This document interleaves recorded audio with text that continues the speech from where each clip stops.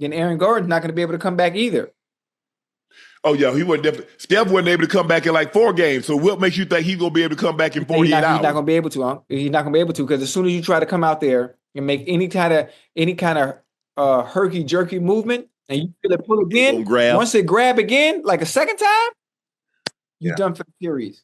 That's a wrap. Yeah. And it's like, this absolutely impacts him because he's a guy he can defend. He can rebound. He can score. Now, the last game, he didn't have that big. I mean, he didn't score that much. But we know with Aaron Gordon, he hit the big shot. He had 2 game-winning shots. He had the game-winning dunk against the Clippers, and he had the game-winning 3 in game 1 against OKC in the first game. So we know what he represents. He's a guy that can defend multiple positions. You'll see him guard Shea. You'll see him guard Jalen Williams. He'll slide the chair. He can guard multiple positions, and he can go get you 20 and double-digit rebounds.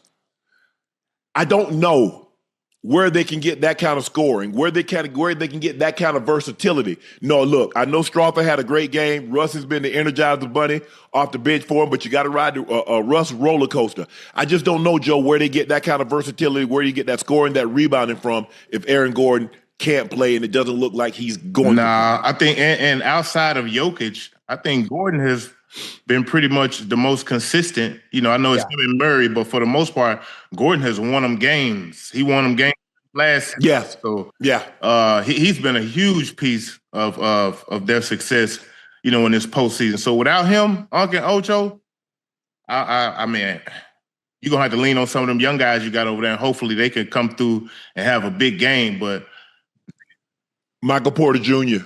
needs to have the game of his life. You saying have the game of his life, but how's he having single digit? I don't understand that. Is the injury if the injury that Michael Porter Jr. has, if it's that bad to where he's inefficient and he can't shoot and he's not really contributing offensively or defensively, I'm not sure why they just don't start Russ. I don't understand. I don't. Well, you and Joe said y'all want those points off the bench. Yeah, you need that energy, that spark plug, because you know one thing Russ gonna do, he gonna give you energy and effort. That's hard to get from a lot of guys nowadays. So you need that spark off the bench if y'all do come out flat, or somebody who can come in and sustain if y'all do get off to a great start. But man, you're gonna need somebody to have an out of body experience if Gordon ain't gonna be able to go. But if he got that grade 1, he might as well hang it up. You can put as much tape on that hamstring you want to, boy. Yeah. Once you go to moving around, it's a wrap. It's gonna put it in.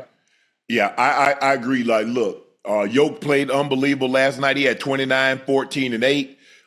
You might need to have 39, 17, and 12. And Jamal Murray probably need to go have an efficient 26 to 32. And Michael Porter Jr. is going to need to give you 20-plus points for them to have a chance. Because it could be a very similar situation to what we saw tonight. The crowd got into the building, and what was a 6-point, all of a sudden you go into the half, you're down by 21, you're down by 27 points. And look, in the playoffs, when you get down by that many, it's hard to come down. The Knicks have done it on several occasions. They got firepower. We've seen them get down. They got firepower. They got guys. Brunson, he leads the NBA in clutch points, probably quarter points. Yes. So he can go get you 20, 25 in a quarter. They've been fortunate in that sense, and that's why down the stretch, man, they've been more successful than not. So I think we're gonna see the Knicks in the finals, bro. Yeah, that's what I mean. I think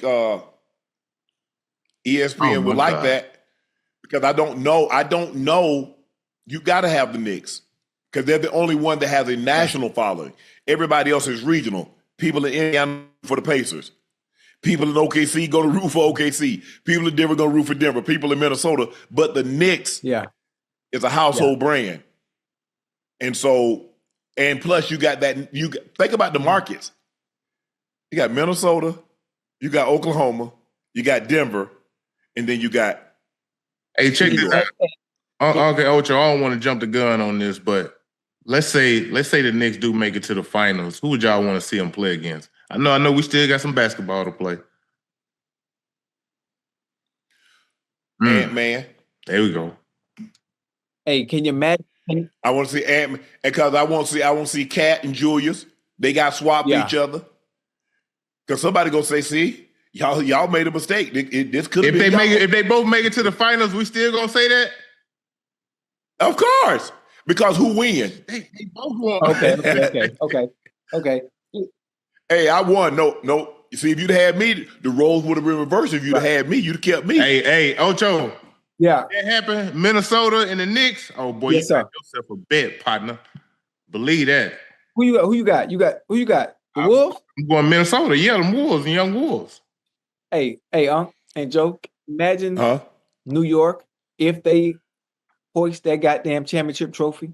Oh man, come on. Imagine the city of New York if they happen to win the goddamn championship. I mean, that's like when a Boston or the Lakers, because you're talking about cornerstone franchises. You're talking about like be bigger than that. Oh yeah, for sure, because it's been so long. Because of the duration. Yeah. I mean, you got to go back to 73? Hey. Yeah, that's the last time they won a championship in the Knicks. Yeah. Man. Hey. Yeah. Hey. Them boys ain't gonna be able to do no wrong in New York if that happened. Ooh, hey, listen, everything free. Man. Everything free. Look here. If Jalen Brunson brings a championship to the Knicks, he's goated. Yeah. He's looked at like Jeter. He's looked at like Strahan. He's looked at like LT. Yeah. He's looked at like those great Yankees. That's how he'll be looked at. Think about how they revered those 70 teams, Clyde Frazier, Earl the Pearl, and rest his soul, Willis Reed. Look how they revere those. Bro, a lot of people don't even remember. Only Spike Lee remember them winning championships back then. Everybody else wasn't even born or like 2 months old. Right. For him to do that, especially at his size. That's going to be different, bro. At his size, Ocho, 6 foot, and he brings a championship. It's something about the little guy. It's something about the Iversons that we can wrap up. Man, Iverson, little guy, man, I saw AI, man. AI ain't much bigger than me. And you know, the funny thing about it is AI was short. He was small in stature. Jalen Brunson is short and small in stature, but they play like they 6'7".